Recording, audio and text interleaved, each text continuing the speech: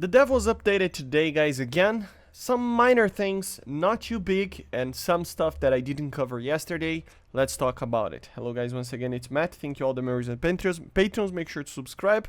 And yeah, let's show a little bit of these smaller things that they are fixing and adding to the actual game. I already showed some of them, like for example the maps and stuff and everything. But of course there's always stuff that I miss or that it wasn't ready or whatever, you know. So some of the minor things, like for example, the first one is the MIRAGE F1. The MIRAGE F1 is kind of interesting because it is an aircraft that has kind of a different radar. It's very similar to the radar on the MiG-23s, right? It's a different type of radar. It's an MTI radar, okay? So it's a type of pulse Doppler filtering that it is quite the different thing in real life.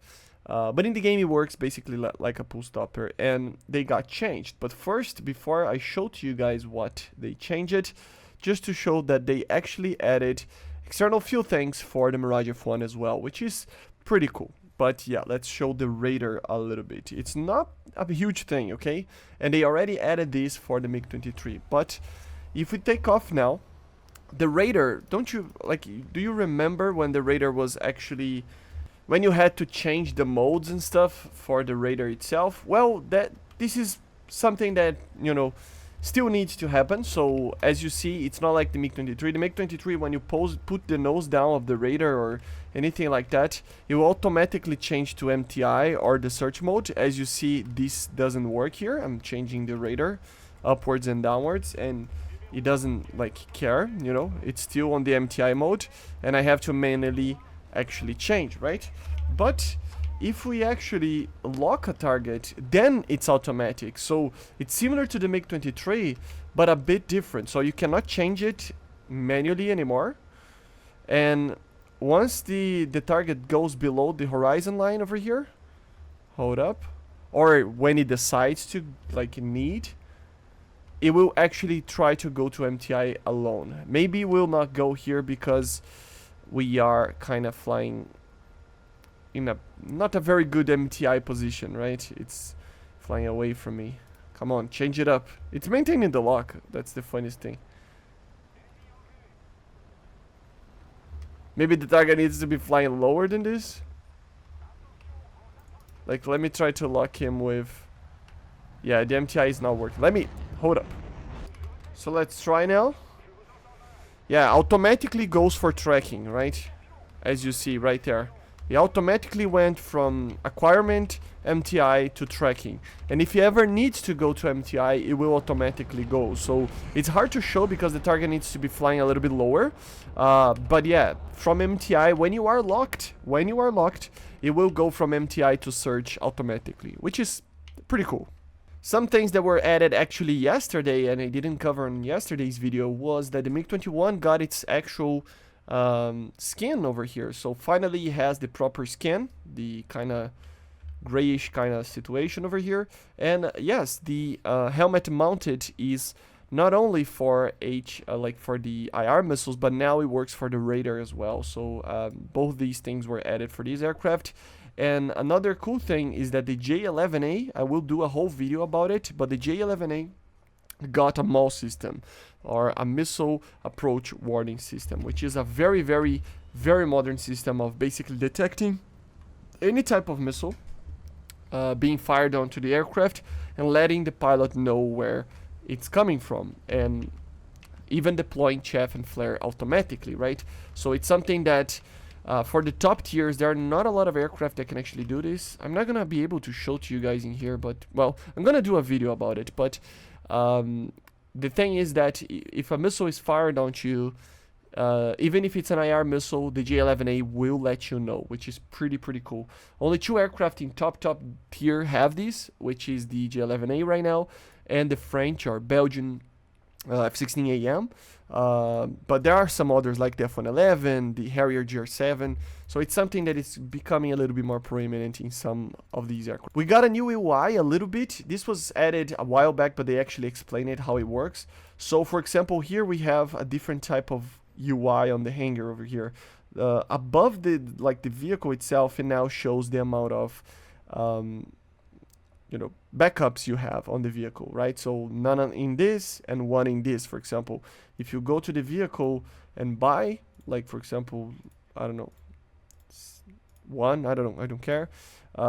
Yeah, it will appear as one backup vehicle there. And of course, when you get into the match, this will appear as something like the RP points, or not the RP points, like the spawn points that you need to spawn in a vehicle, right? And if you hover under the little thing here, it shows basically the information about the crew, the level of it, the qualification that it has on that vehicle, and the amount of XP points that are available. For example, this one that I already finished and everything, I have 4,000 points. If I wanted to spend those, I go to crew training and it will appear right here. I don't actually have everything here. I thought I did. Let's go to ground vehicle. Ah, it's in the ground vehicles. Of course, this is a tank crew that I have.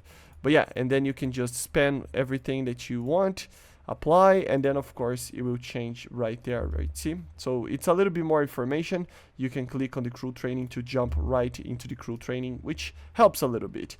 Another thing that it's pretty interesting, a lot of the SU-25s that have the KH-29T actually got a better version of it. So if you remember, this is the normal KH-29 that we have, the older one, the 80s one, you know, that is in the most of these aircraft.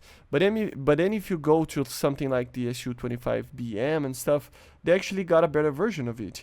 So I don't know if this is the version. There's many versions that got this vehicle. Hold up. Yeah, it's the BM, which now has the KH-29TE, the SU-39 that has the KH-29TE as well, as you see right here. And then, of course, the SM3 as well. So they got an improved version of the KH-29. I gotta be honest, there are 3 variants of it. Oh, let me show to you guys. Hold up. We have 3 variants of it. One of them is the TD, which is the best one. It's the most modern one. It has a 35-kilometer range in the guidance system. Then we have the TE, which is the one in the BM, SU-39, and SU-25SM, for example, which is the TE, which has 30 kilometers of range.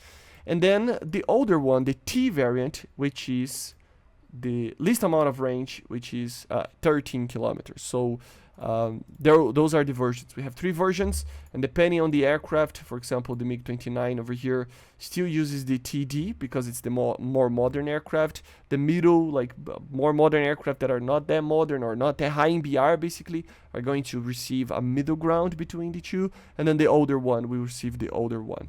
So it's very interesting that we have now these 3 versions of the KH-29, and depending on the aircraft and the rank that you are, you will have better versions out of it. And then the last cool little thing that I'm gonna do a proper video on it, the Mirage 2000 actually got a buff on a normal, like a general buff in the flight performance of it. So I will do a proper video just talking about it, because there's too many little things. I don't want this video to be too long, so expect this video to be released very soon after this one. But yeah, the Mirage got a buff in the flight model, in certain speeds, in certain stall speeds, more lift, less compression, some stuff like that, okay? But we're going to dive down that later. I see you guys on the next one. Make sure to subscribe. There's always things that I miss, okay?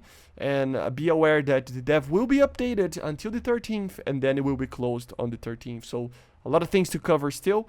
Let me know in the comments what you want me to cover, and I see you guys on the next one. Bye. See ya.